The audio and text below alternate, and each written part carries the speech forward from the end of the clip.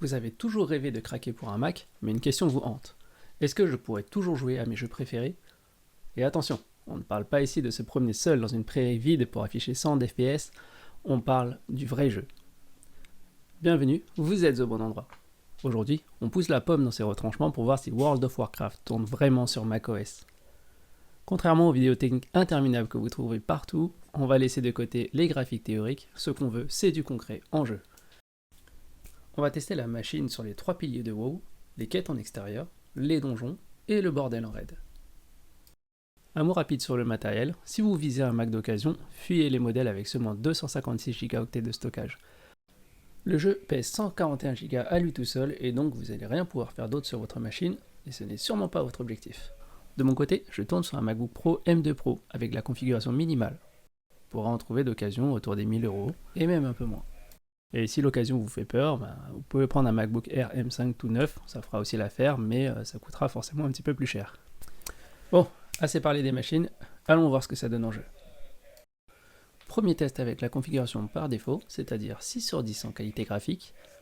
Une petite balade à pied en ville, aucun problème pour l'instant, on effleure les 60 FPS, c'est plutôt stable. Et on va aller voir au cœur de la ville où ça brille un petit peu plus. Et pour l'instant, aucune différence au niveau de la fluidité. On va essayer de faire un tour dans les airs pour voir assis avec plus d'éléments, est-ce que ça cause un problème ou pas. Sortons la monture et c'est parti. On va essayer d'aller très haut histoire d'avoir un maximum de bâtiments dans le champ de vision. Et je vais vous laisser admirer la vue un petit peu et voir le comportement de la machine. On peut voir que ça tourne toujours aussi bien. Ah, il y a les ventilateurs qui se sont réveillés, mais le PC ne chauffe toujours pas. Les bâtiments sont plutôt jolis, mais bon, il n'y a rien à faire ici. On va essayer d'aller voir du côté de la foule, pour voir si c'est toujours ok. En direction, l'hôtel des ventes. On peut voir qu'avec des NPC, c'est toujours ok. Il n'y a pas grand monde aujourd'hui, mais même avec un peu de foule, normalement, le résultat va être très similaire. En tout cas, pour prendre vos quêtes, faire vos courses tranquillement et suivre l'histoire, c'est validé, vous allez pouvoir faire tout ça sur votre Mac. Passons aux choses sérieuses et direction un donjon.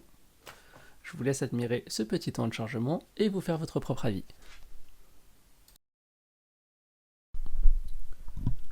Nous y voilà dans le donjon. On va vérifier ensemble que les paramètres sont toujours par défaut, c'est-à-dire en qualité 6 sur 10 avec un FPS limité à 60. Ici on est le tank du groupe, donc on va prendre le lead et prendre soin de nos équipiers. Et c'est parti. Comme on découvre le donjon pour la première fois, on va jouer de façon très sécurisée en ne prenant qu'un quart du donjon en une seule fois. Prendre ce pack là, celui-là, celui-ci, et celui-là, hop, hop, et hop, celui-là aussi. On va aller se positionner un petit peu où il y a de la place, où il y aura du monde. Et ensuite, une fois qu'on aura rassemblé tout ça, on va lancer quelques sorts qui font un petit peu de lumière. On va voir comment ça se comporte. Et pour l'instant, ça a l'air pas mal. On voit du feu qui sort d'ici, on a le temps de voir que nos camarades sont en difficulté face à autant d'ennemis, il y a des sorts de zone au sol qu'il faut esquiver, le premier DPS est tombé, le healer est tombé, on est bombardé d'AOE, toute notre équipe est tombée au combat. Mais qu'est-ce qu'on peut faire? Est-ce que le MacBook est toujours en vie? Oui, il tient encore la route. Désolé, je me suis laissé emporter en voyant que la machine tenait le coup. Bon, malheureusement, nous, on va sûrement pas survivre à ce pool. En attendant, je vous laisse l'état de la machine à l'écran. Avec une température de 69 degrés, ça chauffe un peu et les ventilateurs tournent presque à fond. En termes de consommation d'énergie, on est à 33 watts et on va pouvoir jouer environ 1 heure avant de devoir aller se brancher sur le secteur. Je pense qu'on peut valider ensemble que jouer sur Mac, c'est possible et c'est même plutôt correct. Mais est-ce qu'on pousserait pas ça encore un peu plus loin? Est-ce qu'on n'essayerait pas avec les performances au max?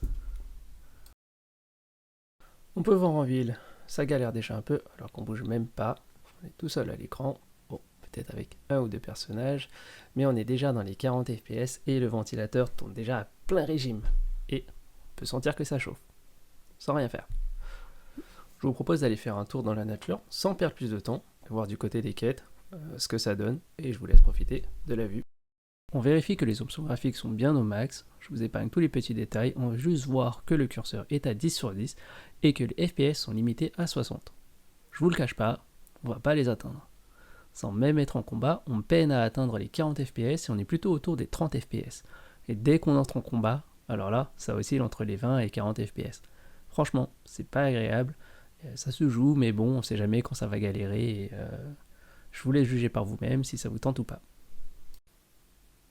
Voilà, comme vous voyez, c'est pas très stable, mais ça se joue.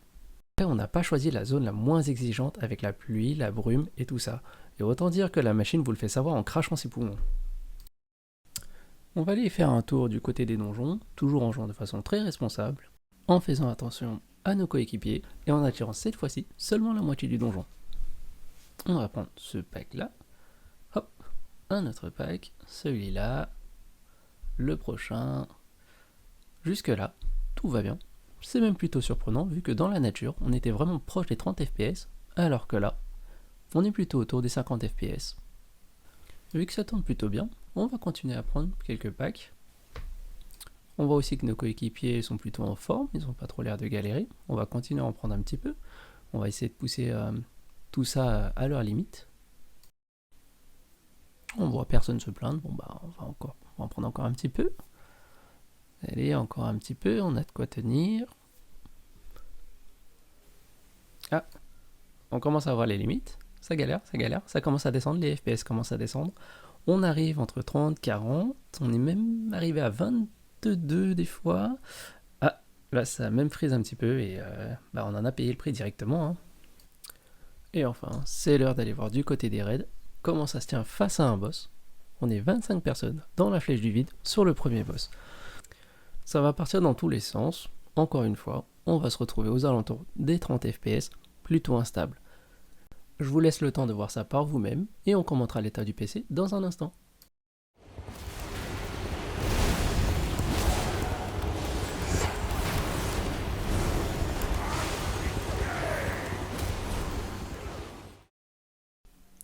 Là, le PC chauffe vraiment, même avec les ventilateurs à fond.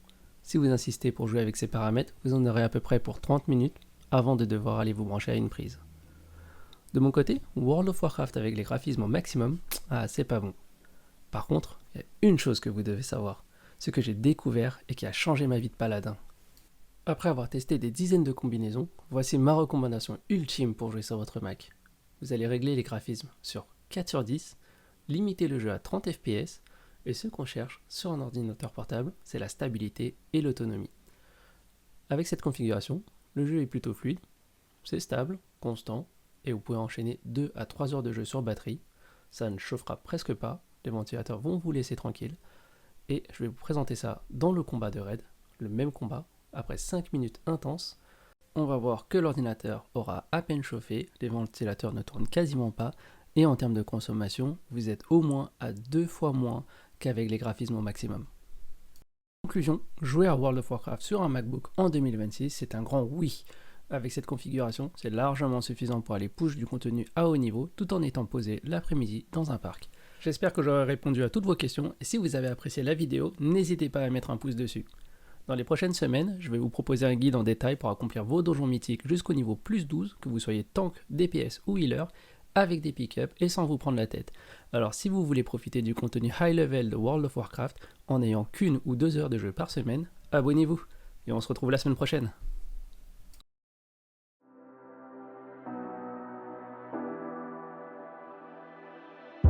Say you need your space,